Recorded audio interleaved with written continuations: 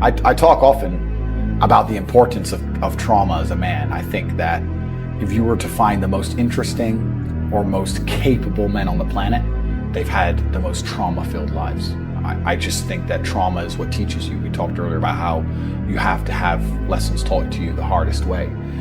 If you were to call a Navy SEAL and ask him to protect you going into a building full of assailants, you'd like to think that guy's been through some stuff. You'd like to see some scars, right? Lessons and trauma, and the more you go through, the better of a man you are. And if you were to find the best men on the planet, I guarantee they've been through a bunch of terrible things. And if you listen to podcasts from any of the most interesting people on the planet, usually they've had hard, terrible lives. And you can use that trauma to become a better person, or you can let that trauma consume you and destroy you. But I thank God for all of it, because it gave me endless power to become the person I am. The bad things that are happening to you are what you need to become the man that you want to be. When someone emails me and says, "This has happened to me," I'm like, good. No, what do you mean good? It's terrible. How else are you going to become important? How else are you going to find endless fire to get up and struggle in the face of the competition that's out here in the world? How else you're going to do all that with a nice, cushy life?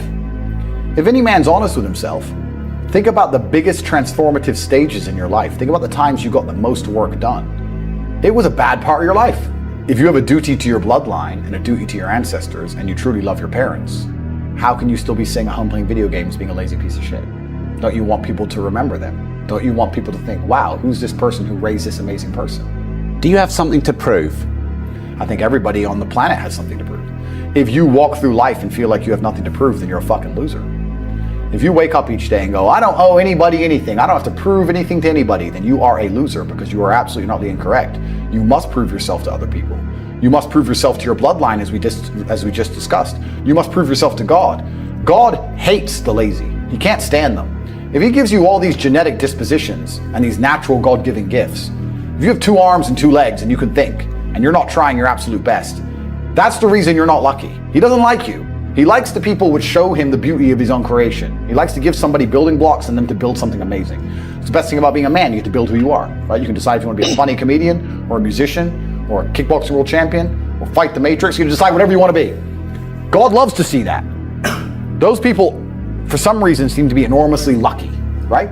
The person who goes, I don't have to prove anything to God. I don't owe all of my ancestors any effort. You know, for 5,000 years, people were dodging saber-toothed tigers and catching the plague and running from Genghis Khan just for my stupid ass to be born. I don't owe them anything. I don't owe them a thing, because I want to play video games. These people are fucking losers. You should walk through earth with force inside of you. As I walked into this hotel reception, everybody looked. Not because they know who I am, but because as I move, even if it's behind their head, people feel something and they go, it's an energy that comes from brutal competence. It's almost like an evolutionary thing where a rabbit can just smell a fox. It just knows. That's what happens when a predator walks in a room, even amongst humans. You pay attention next time you're in a restaurant. If a man who's truly dangerous walks in, nearly every other man kind of looks up at the same time. You feel it. You need to, or you don't survive. We've evolved with that to live. That's who I am. I couldn't imagine not being that man. I've done that because I've been trying to prove myself to my lineage my entire life. I wake up every day with something to prove. I have hundreds of millions of dollars. I wake up and think, fuck, more. I'm in fantastic shape, 4 times world champion, fighting the Matrix out here by myself, more. I will have to be braver. I must try harder. All I do is prove myself. So when I hear people go, I don't have nothing to prove, then you're a fucking loser. Peasants have never felt like they needed to prove anything, but kings felt like they needed to go and conquer land. Isn't that it's coincidental that the king, who already had it all, felt like he needed to go to some far-flung land and conquer it and take it and prove he's the king. But the peasants, oh, I don't have to prove nothing to nobody. You're a fucking loser then. You're a dummy. I absolutely and utterly, completely have everything to prove to everybody all of the time. That's who I am. I will prove anything to anybody. If I sit and say X, I will prove it to anyone. I can be checked at any time. If someone were to come up to me in that lobby and argue with my ideas, I would have proved that my ideas are sound. If they would have attacked me, I would have destroyed them completely and absolutely. That's who I am. So yes, I have a lot to prove, my friend. I think the universe is absolutely and utterly giving. I've never seen anybody dedicate themselves to something completely and fail. I've never seen somebody eat right, go to the gym every day, train really hard, and not be in good shape. I've literally never seen it. The universe is extremely giving. If you actually try, and you actually want it, and you're actually not making excuses, lying, talking shit, you're gonna get what you want. So when I see people who don't have what they want, I consider them losers. And this may be elitist, I understand that. But if I put myself through endless pain to end up where I am, it's very hard for me to have sympathy on the man who's afraid of pain. You're avoiding pain. I've been through endless. I now have everything I've ever desired. You have none of the things you desire. Am I supposed to feel sorry for you because you took the easy way out? Am I supposed to look at you and go, oh, poor dude? No, you were a fucking coward. You didn't go through the shit I went through. You didn't put it on the line. So you deserve your substandard reality. That's what you deserve. You're a fucking loser. Because if you actually wanted it and you actually tried, you'd have it. You could have anything you want. Universe is super giving. You want a fucking Ferrari, you can have it. You want that bitch, you can have her. You can have anything you want on the planet. There's not a girl I look at that I want that I can't have. Not one. That's my reality. There's not a car I can't have. There's not a house I can't buy. If I want to go to a yacht, if I want to go to Antarctica, there's nothing I can't have. Bam. Because I've decided to become this man. It's the same for absolutely every single one of you at home. If you want it, you can have it. If you're sitting there saying, oh, but I tried my best and I still didn't get it, you're lying. You didn't try your best. That is a fucking lie. The universe gives it to everybody who genuinely tries. And I know that to be a fact because this world's competitive. We're all competing against each other. And the majority of people don't try. Like I've achieved this amazing life and I've tried very, very hard. But it could have been harder. I mean, was it that hard? About 86% hard. It wasn't 100% hard. Why? Because the competition's zero. Everyone is a fucking loser. It's amazing to me. Everyone's a loser. I can say to somebody, listen, I'll make you a millionaire. Do this.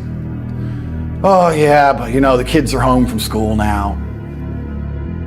That's it. They're done. And then they'll sit and go, oh, I really wish I had some money. You are a loser.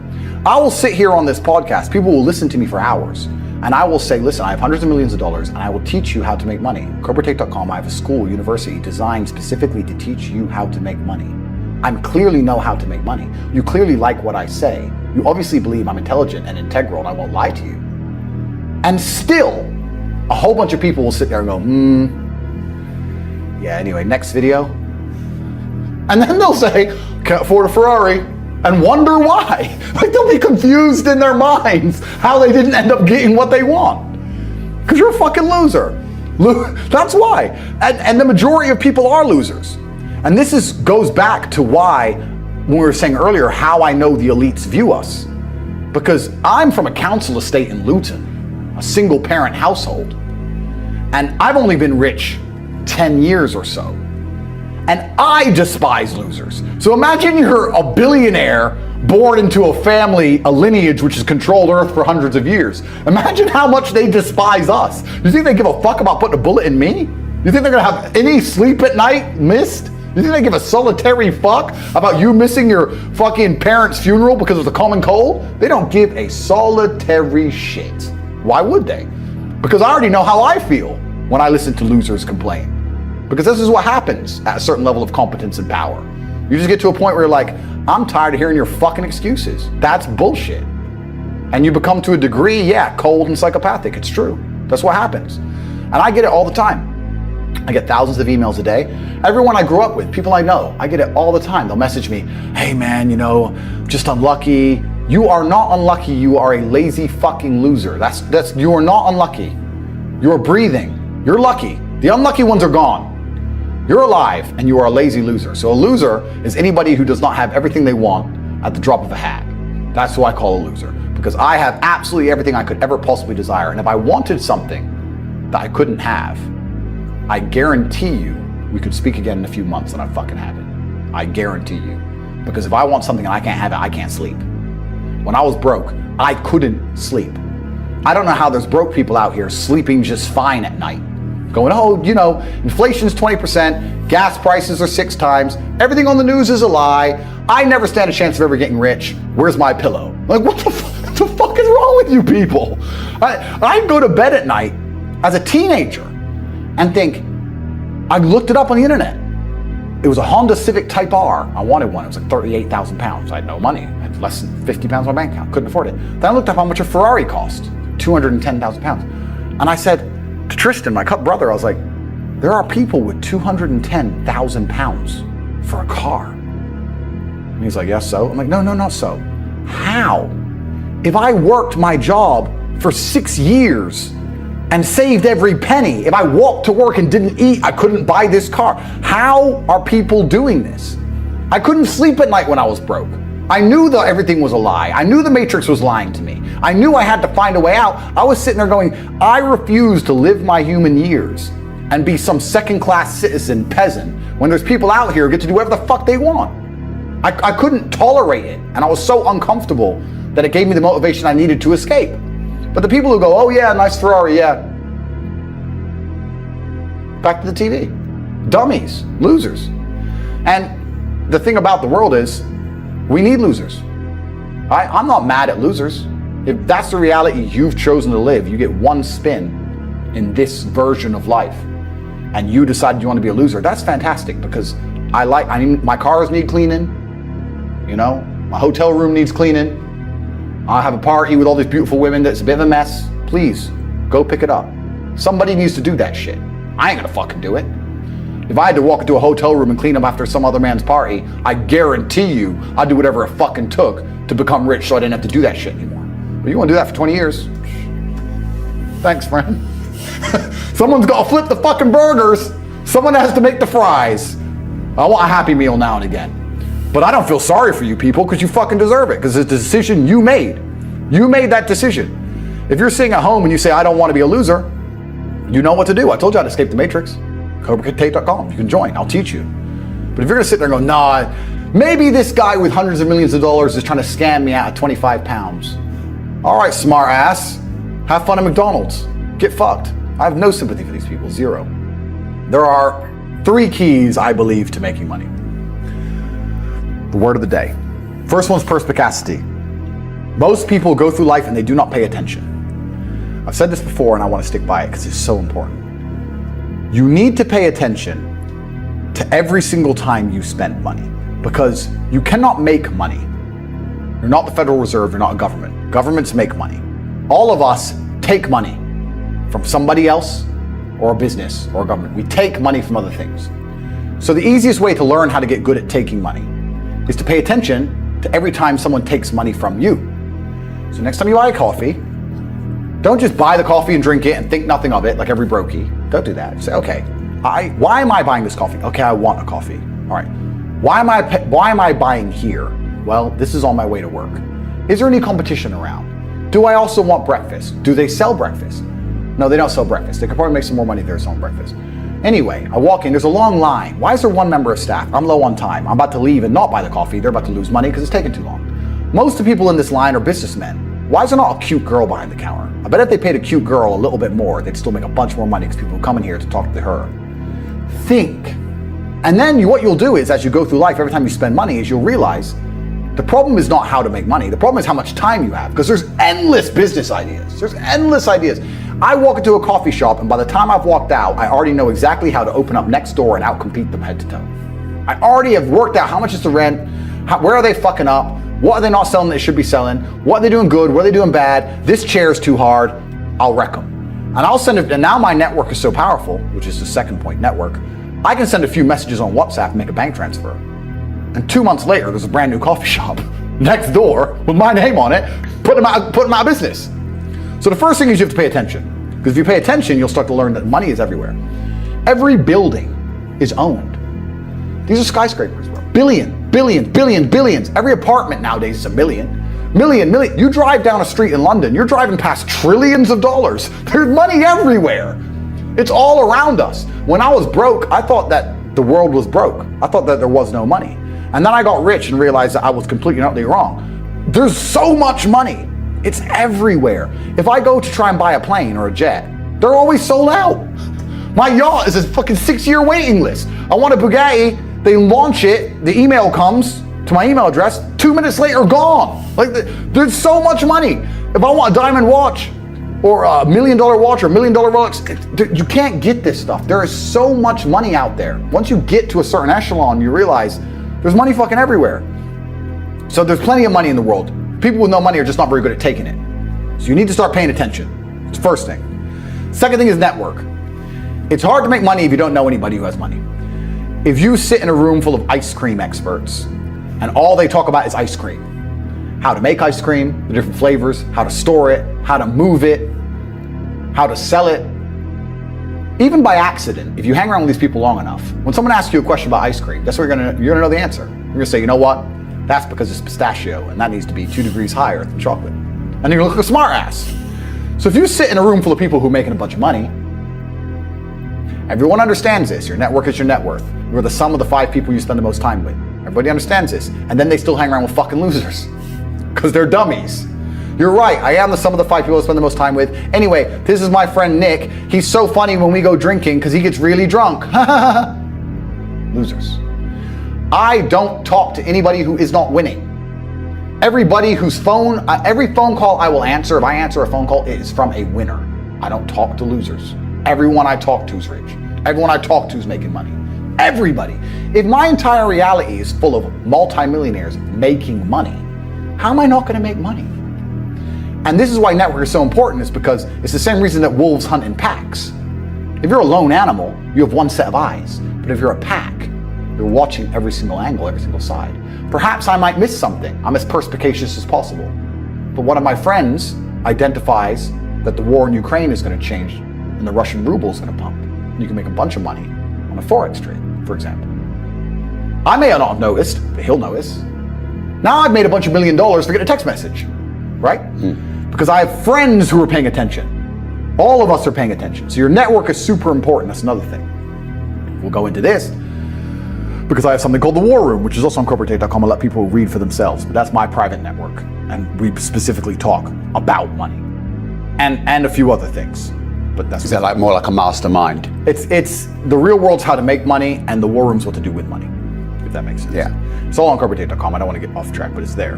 But second is network. And third, it's to identify the reason why you don't have as much money as you want so far. And there's one of 3 reasons. You are either lazy, stupid, or arrogant. Those are the only 3 reasons anyone is poor. And you have to identify and choose which one it is. The majority of people are not the one they think they are. The majority of people are the one I'm about to say at the end. So let's start with lazy. There are a lot of lazy people. The unfortunate reality about money is that you are competing. So it's player versus player. It's like anything in the world. If you want that beautiful girl, so does everyone else. You have to win the competition. You want that car, you have to get it first. You want that money, everyone wants that money. You have to compete. It's competitive. Business is competitive. You are competing against people like me. You're competing against people like the people in my network. You're competing about people who only talk about money, who understand money very well, who operate in jurisdictions all around the planet, who are extremely well connected, who know things before you know them, who have mass influence and mass power and mass resource. You're competing against me. This is what you must understand. You're not waking up going, I want to make some money. You're competing against people like me.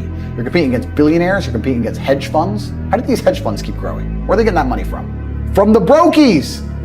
They're robbing you. They're robbing all the poor people from the pension fund, dummy. That's where they get it from. This is who you're competing against. So the competition is absolutely and utterly fierce. Understanding that you're a man with a small pistol up against a mighty army. If you want to add a little bit of laziness on top, you're fucked. So when I say people are lazy, they go, I'm not lazy, I work hard every day. You work 8 hours a day? You work eight? The fuck? If I'm awake, I'm working. I'll be driving my Bugatti Chiron through Dubai, working. I'm texting at the same fucking time. I don't take a second off. I don't take a minute off. I don't relax. I don't rest. I don't stop. I don't chill. None, ever. I'm either asleep or at work. That's it. Second I wake up, I check my phone, I begin working. I go to the gym in between sets, I am working. I'm online working the entire fucking day until the second I go to sleep, I am at work. That is all I do.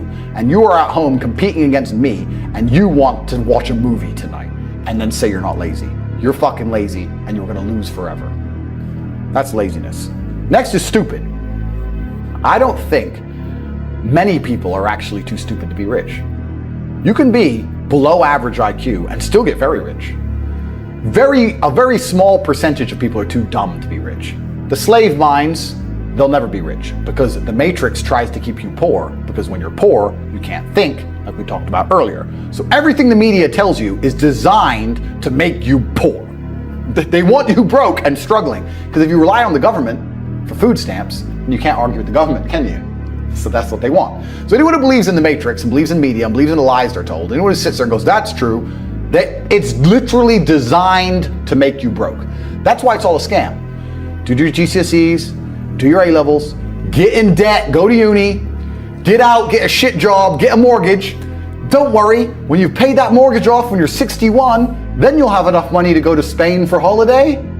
Then your pension comes. Oh, government doesn't have the pension money anymore. Funny enough, hedge fund stole it. Pay half your money in your life in tax. Oops-de-doops. And then you wake up one day and go, whoa, I just got fucked. So the whole scam, the whole story is a lie because they want you broke. They don't want you rich. If you're rich, you won't listen to them. So all of it's a fucking lie. And intrinsically, we all know this, right? When I pull up in one of my dirty cars to a gas station and people look at me and they see a Lambo or a Ferrari or a Bugatti or a Koenigsegg, whatever I'm driving, nobody goes, wow, he went to school. No, they think drug dealer, gangster. They're thinking he broke the rules, because anyone who follows the rules doesn't get shit. It's all a scam. It's all a fucking lie. So the slave minds are fucked, but those are the only ones who are too stupid to make money. Anybody who understands that the matrix is lying to them is smart enough. So very small percent are too stupid. Inside of our school, at the height of it, before the matrix attack, we're relaunching now, we had 175,000 students. Wow. When we had 175,000 students, maybe 2,000 we kicked out for being too stupid. It's step by step. Do this, do that, do this, and don't be lazy. The fuck? It's not that hard, right? So stupid's not the problem. So we have people who are lazy, very few are stupid, but the majority, the main reason most people are broke is because they are arrogant. I will sit here and say all the things I've said. I will do this, take time out of my life for free. Somebody at home will watch and digest it for free.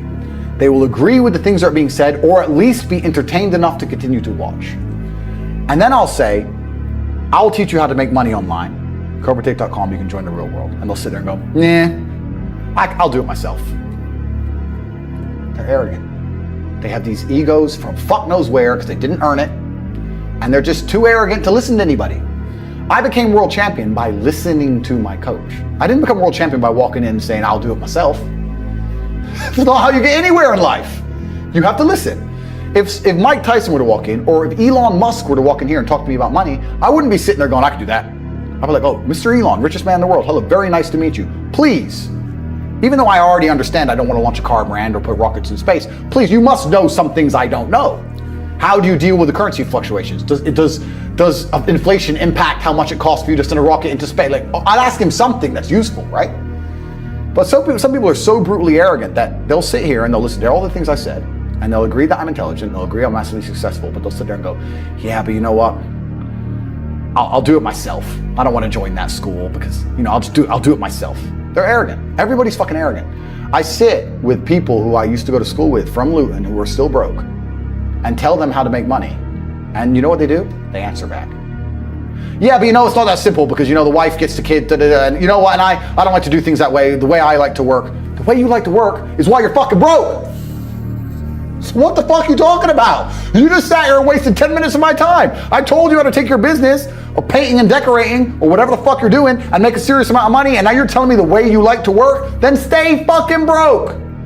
The fuck you want me to do? What level of arrogance? But this is people. They'll sit with a multi-millionaire and tell you their view. Oh, I think that know when you're out qualified and accept it and learn. So we all do. I can't play piano for shit. If the piano teacher walked in here and said, this is what you do, and I said, well, I like to move my hands this way. What kind of dumbass? But this is the arrogance people operate under. So I'd say 20% of people are lazy, 20 to 25%. A large portion of the world are not lazy. They're actually working exceptionally hard, but they're doing the wrong thing. 5% of people are too stupid.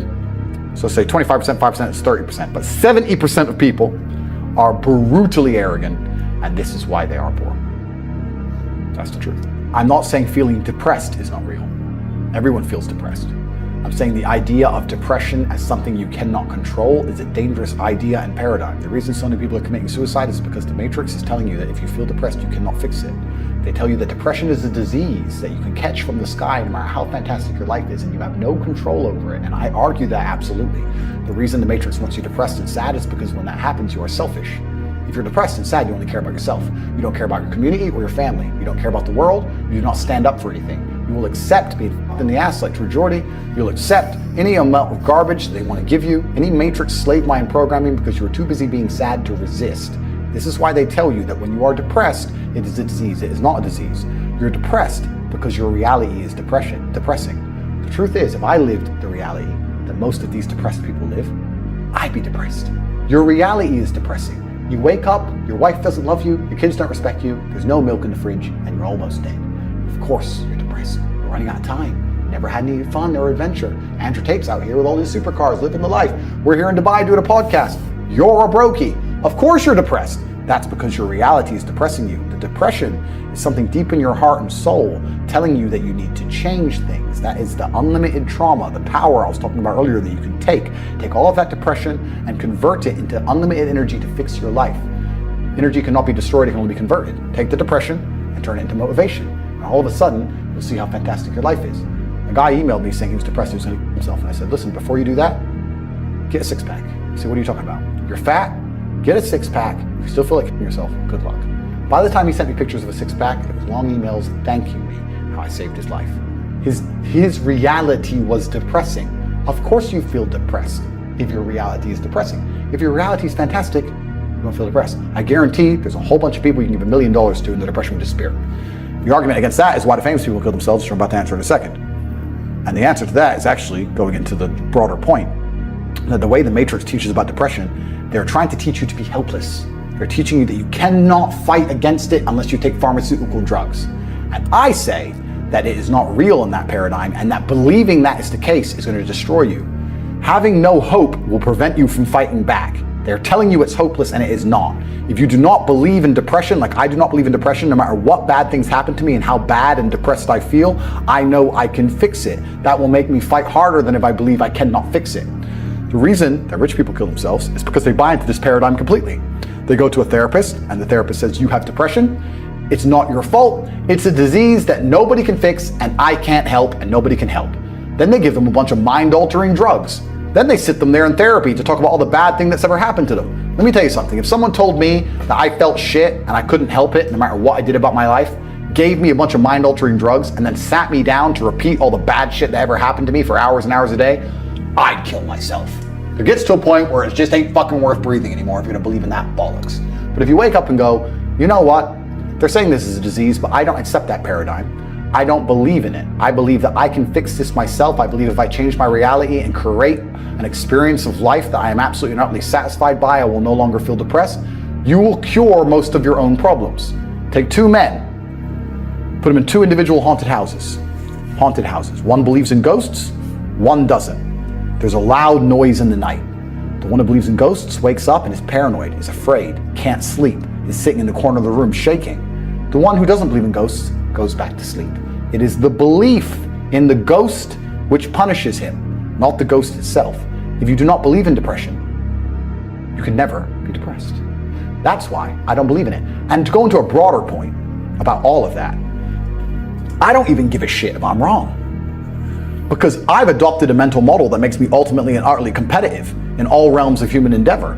And if by me not believing in depression, I am better at fighting the idea of being depressed, if I am better at making myself feel happier, if I am better at regulating my emotions by not believing in an idea, then I'll continue to stay wrong. I do not believe in things that take power away from me.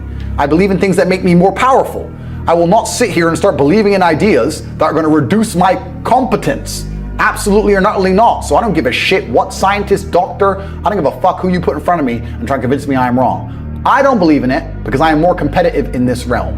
And for the people who believe, if you and I go through the same terrible experiences, the same level of heartbreak and trauma, I guarantee your belief will destroy you when mine won't. And why would you believe in an idea that is against you? Why would you let your own mind become your enemy? Don't people understand that the entire world, the entire matrix is against you? If you can't control your own mind, what chance do you have? Every single ounce of my body is on my side.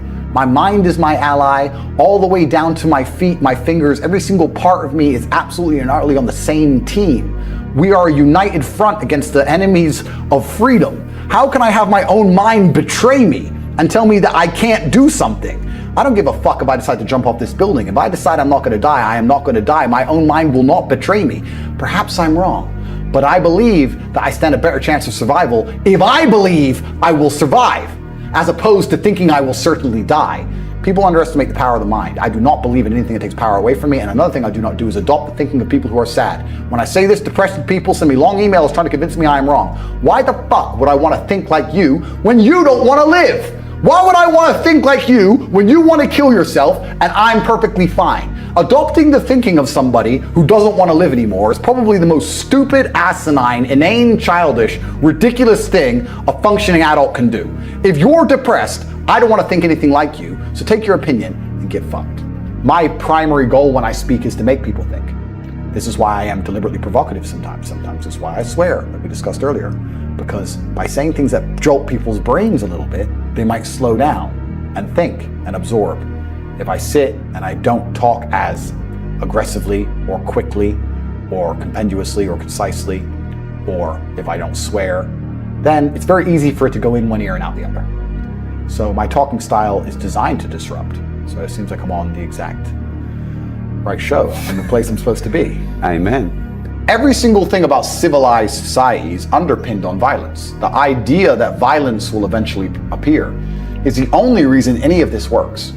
If I drive through Dubai too fast, the camera will go off and I'll get a speeding ticket. If I ignore the speeding ticket, they'll add money to the speeding ticket. If I don't pay that, they'll send a bailiff. If I tell him to get fucked, they'll send the police. If I tell them to get fucked, they'll arrest me. If I refuse, violence. It doesn't matter what law, what tax code, anything you can think of. If you disobey long enough, it comes back to the bottom line. The bottom line is always violence. So if you talk to somebody and they don't listen, if you try and reason with somebody, they don't listen, you try and bribe someone, they won't take it. It gets to a point where there's one answer left. Well, then teach them a lesson. Well, a lot of people live inside of the matrix completely. Money is stage one to escaping the matrix. You can't think for yourself and talk the things you believe if you need that wage and that person tells you to shut up. All I'm trying to do is talk to the people who understand what I'm saying is right. When I say these things, there are going to be certain amounts of people who listen to this and think I'm crazy. He's crazy. And there's going to be people who listen to it and go, yes, finally I understand. Finally, I know what to do. I've felt this for so long. I've looked around me and knew that this shouldn't be my life. I knew that they're lying to me. I didn't know what to do. Now he's told me what to do. Those are the ones I'm interested in. And they can join the real world inside of corporatetape.com. I'll see them there. Anybody who thinks I'm crazy, that's fine. I'm crazy. Don't worry about me. I'm a crazy misogynist. The news has never lied to anybody. Every war ever started, the reason the news told you, that's why it started. It's not like every single one's been a false flag since the beginning. Every single narrative that they tried to purport upon you is not to control you. It's because they want you to know the truth because you're so important. Don't worry. So if the media is lying about me, they must be right. Why would they lie?